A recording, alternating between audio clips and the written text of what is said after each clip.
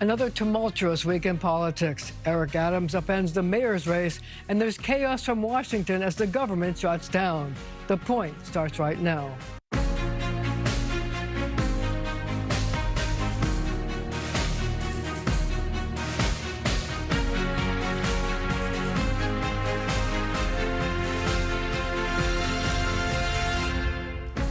Long Island Congresswoman Laura Gillen is right in the thick of the debate about the government shutdown. So, how much longer is this going to go on, or do we not know? Well, I'm hoping it won't go on much longer. Democrats have been ready, sitting at the table, waiting for Republicans to come and join us and negotiate a way to keep the government open, but yet also preserve health care for millions of Americans across the country. I'm hoping my colleagues on the other side of the aisle will come to the table and do just that soon. Do you think that the health care issue is a winning issue for the Democratic Party? I think it's an extraordinarily important issue and a winning issue, because I heard on the campaign trail, before we even had the most dramatic cuts to health care in our nation's history, which happened with the big bad bill, I heard that the cost of health care was not affordable even under the Affordable Care Act. And now, if we let these enhanced tax credits sunset, people who buy their insurance on their exchange will see their premiums go up thousands of dollars across the country. And this will impact Republicans, Democrats, people who aren't registered in any party. It'll affect millions of Americans. See, the reason that I'm asking the question is this, that the Republicans have tried to take the issue away from the Democrats by arguing that you want to have health care that would go for asylum seekers, immigrants, people like that, and to try to take the issue back. What's your response to that? And do you think it helps the Republicans to make that issue? It's patently untrue. At the federal level, these enhanced tax credits can only help American citizens. So it's a lie. It's a red herring. It's not true. We are fighting to protect health care for Americans. We are not supporting and arguing, I am not supporting and arguing that people who are in this country illegally should get health care subsidized by taxpayers. That is not what is on the table. What we are talking about are Americans who pay their taxes, who are U.S. citizens, who are getting this enhanced tax credit that makes their premiums go down a little bit each month, and it makes it affordable for them. And there's a lot of people in New York State that would be affected if this were to not be dealt with, right? Indeed, indeed. There are tons of people in my district and, you know, in my neighboring Republican colleagues' districts. In fact, I believe there are more people who will be benefited by these enhanced tax credits in my Republican neighbors' districts than even in my own. So here's the question that I have. You know, since the shutdown happened, the president has been using this as an opportunity to wreak havoc with people from Democratic states, especially New York, because the Senate Minority Leader and the House Minority Leader are both from New York. And he's cut all kinds of things, transportation projects and other things like that. Could this be the kind of thing that's going to bite the Democrats in the butt, because he's trying to take away services from Democratic states? I think that what we see is we need to have our leaders be responsible and govern responsibly. And the way you govern responsibly is reaching out to the other side, saying, let's get past this. This shutdown is not good for anyone. It's not good for blue states. It's not good for red states. Let's get together. Let's find a way to keep the government open, reopen the government, and let's make sure that health care is affordable for Americans. But see, you have a situation where the unintended consequences, I guess you would call it, of the president trying to cut services for people in blue states, especially New York. I mean, in New York, he wants to cut the money that would fund the tunnels, the new tunnels, the gateway tunnels that would go across the Hudson, which, if they were to not be built, would affect the economy of the entire country. And also to cut back funds for the Second Avenue subway, which is another thing that the MTA wants to do. How does that make people in New York worry that maybe it was the wrong thing for the Democrats to not to vote for the continuing resolution? Well, look, the Republicans control both houses in Congress, and they control the White House. They had the ability to keep the government open. They chose to not keep the government open by refusing to even have a conversation. Mike Johnson did not even speak with Hakeem Jeffries. To govern responsibly, that's what needs to happen. That's what happened in prior administrations. And I don't think the American people like seeing revenge politics instead of people governing for their best interests collectively.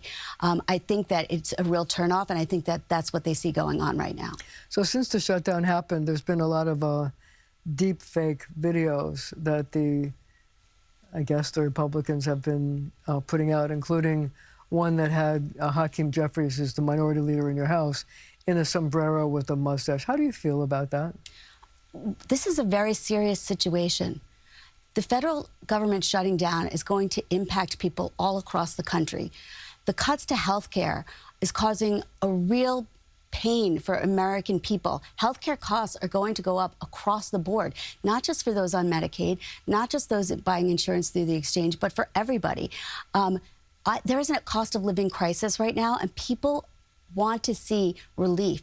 And they don't want to see people treating this like it's political sport or tribalism, like let's make fun of the other side instead of solving problems. That's what they want to see from their leaders, and that's what I'm trying to do in Congress.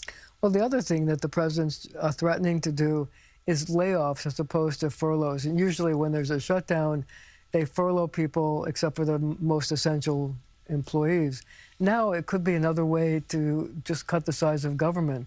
How do you feel about that?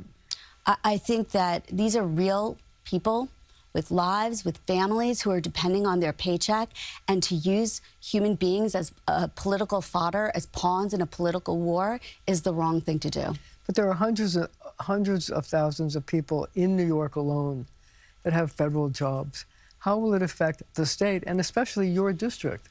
So, you know, I have chosen to not collect a paycheck. I don't think members of Congress should collect a paycheck while federal workers are not getting paid. And that's why we need to get to the table. I was in Washington this past week before the government shut down, ready to negotiate whatever we needed to negotiate to get the government, to keep the government open. Now I'll be back in Washington, ready, willing, and able to talk to my Republican colleagues and get this government reopened and put those people back to work. So do you see any way, any compromise that could bring everybody together?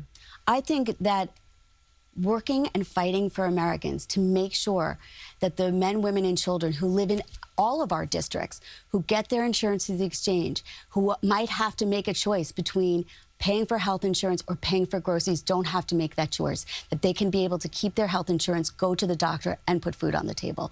That's an easy choice that we should be able to agree on in a bipartisan fashion. So how come, if it's such an easy thing to agree on, how come the president didn't agree to it? How come the Republicans in the Senate and the House didn't agree to it? Well, you'd have to ask them. I can't tell you why they wouldn't agree to it. I mean, the thing is that I know that some of the cuts were in the big beautiful bill, the big bad bill, depending on how you're looking at it, but not all of the cuts. Is there a way to end the shutdown and negotiate a healthcare compromise after government's up and running? Sure. I mean, we can do that. But with respect to these subsidies, these enhanced tax credits, they are sunsetting. And the Republicans are choosing to let that go. This is not new spending. This is spending that already exists. And the exchange insurance providers are going to be sending out notices. They might have already sent them out in some cases, or imminently, adjusting new premiums, anticipating that these tax credits are going to expire. Families are going to be making decisions on whether or not they're going to continue being enrolled in health care. Young people who are healthy are going to decide, well, maybe I'll just roll the dice. And if you don't have young people participating in health insurance programs, costs go up for everybody. So I also want to change topics for just a minute. I know that there's a big mayoral race in New York City, and you and Tom Suozzi, another congressman from Long Island, have said that you would not endorse Zohran Mamdani, who's the nominee of the Democratic Party. Why not? So I have been very vocal about how I feel about Mr. Mamdani becoming the mayor of New York City. My job is to represent and advocate for the people that I represent in New York's 4th Congressional District. And I believe that the policies that have been espoused by Mr. Mamdani would be very ruinous to New York City's economy, which would have very bad effects on the people who live in my district and across Long Island. Over 300,000 Long Islanders commute to New York every day. They earn income there. If we see jobs go away, that will have a really bad effect on my constituents. If it's not safe in New York and we're not funding the police properly, that will also have a very bad effect on my constituents. And I represent one of the largest Jewish constituencies, and they have been extraordinarily hurt, offended, and scared by some of the comments that have been made by Mr. Mamdani. And I have heard directly from my constituents that they don't think that New York City will be a safe place for them.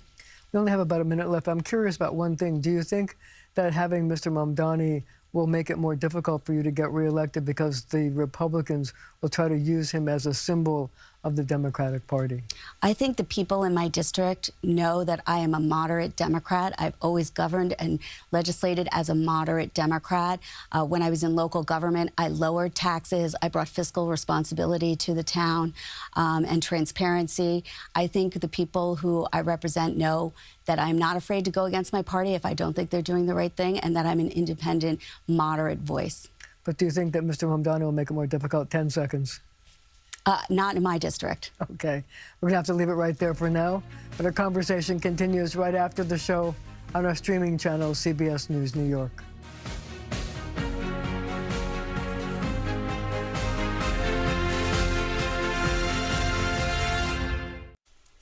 Mayor Adams hangs it up. Here to talk about that and so much more, Ben Max, Program Director at the New York Law School Center for New York City and State Law, and the host of Max Politics Podcast, and Politico's Jeff Colton. So, all right, let's go for it. Mayor Adams decided not to seek a second term. Were you surprised? No. Even though merely a month ago, he stood before all of us reporters at the Gracie Mansion and he said, he said, Andrew Cuomo is a snake and a liar, and I am in this to win this. I'm the one that can beat Mamdani.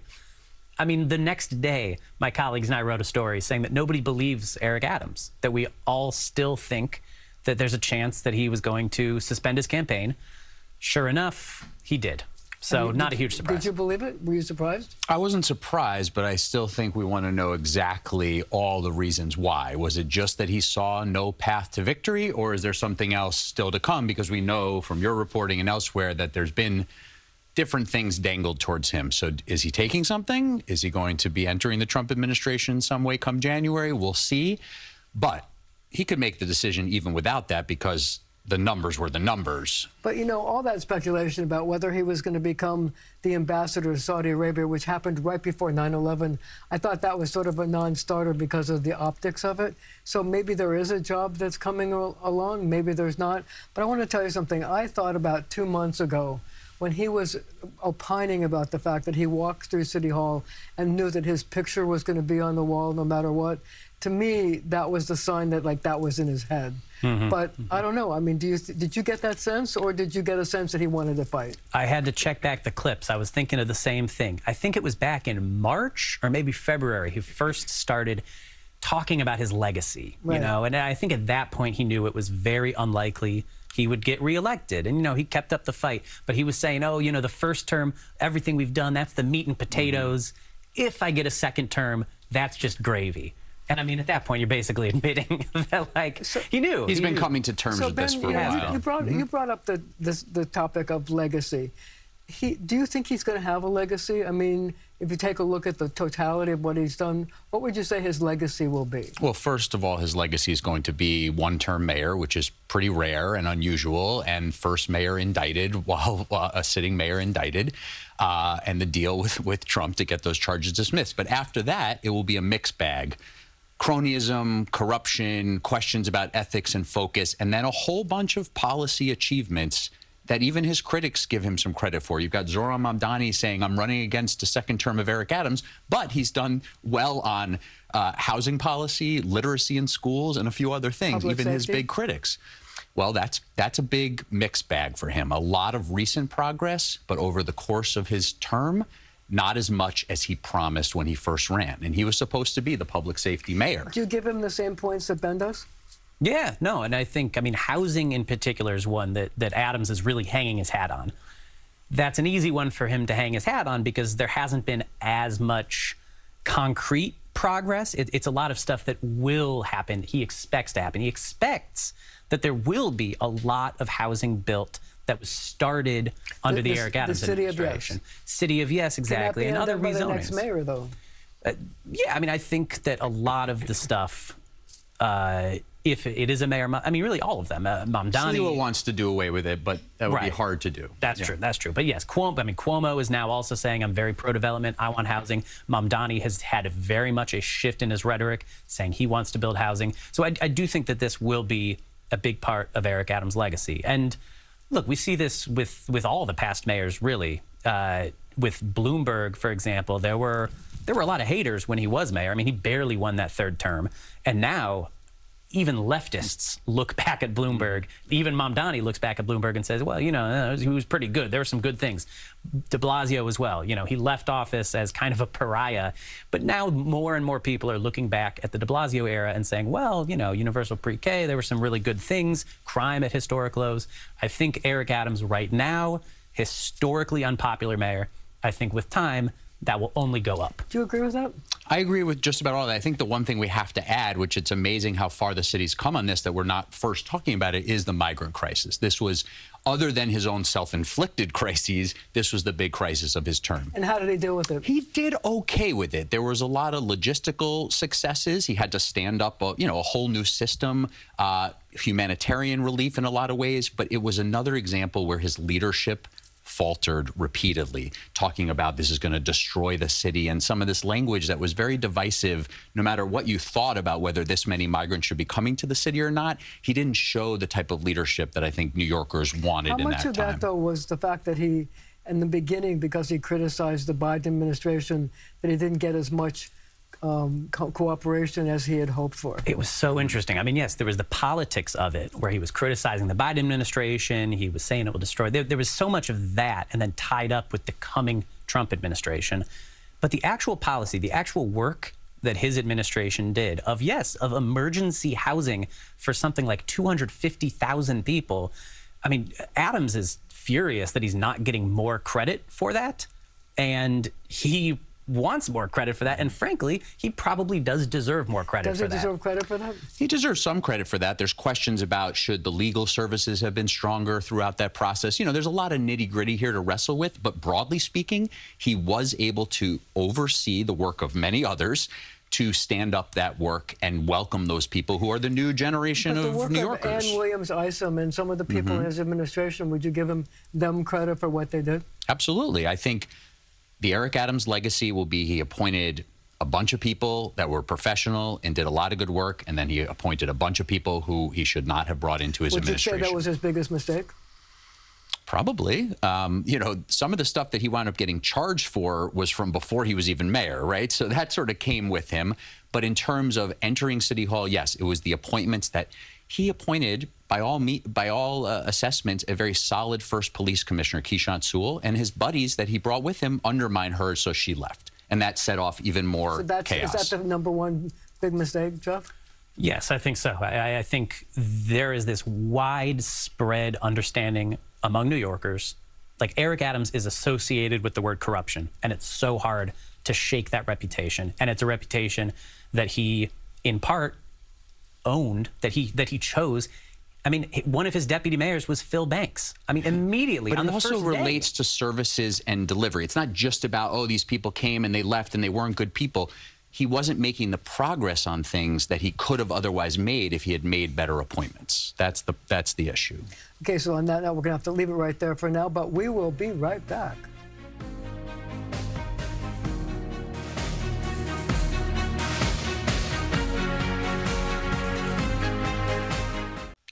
Thank you for joining me. Eric Adams decided not to seek a second term. Do New Yorkers care? And how will he be remembered? They're weighing in on your point. Eric Adams won't be the mayor next year. Will you miss him? Oh, definitely not. Not really. No, I won't. I'm afraid not. No. Why not? From the start, I thought he was a crook. You did? Yeah. How did you know? I'm a therapist. I'm very good at reading people. He's causes too much controversy, and I don't think he's good for the city. He didn't do too much.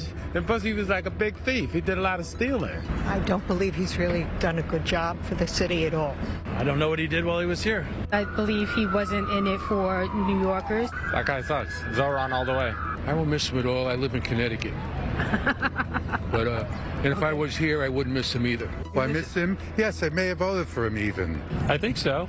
Maybe a little bit. Why? I feel he's doing an okay job. Eric Adams is not going to be the mayor next year. Will you miss him?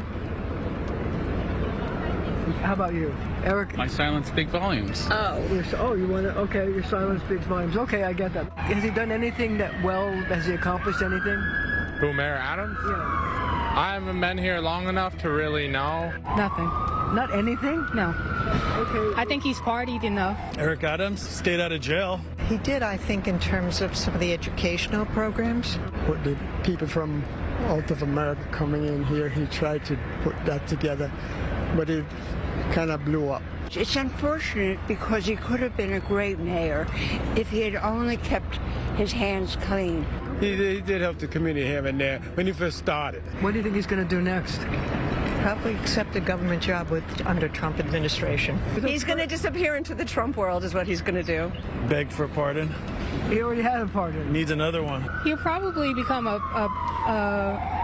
some kind of broadcaster or something. I don't think he's going to do anything. I mean, he probably has enough money that he can just retire, so probably just hang out. How will you remember Eric Adams? As a party mayor who wasn't for New York. I'll remember Eric Adams as someone who put his finger in the dike to hold the waters back, the waters of liberalism, of leftist American young people socialist culture. No, he was a good guy, you know. He was fair, and he wasn't not fair. I think his heart was in the right place. He certainly has lots of great quotes. Eric Adams shows that you can do anything if you got the right friends. I will not remember him. At all? Probably not. Okay.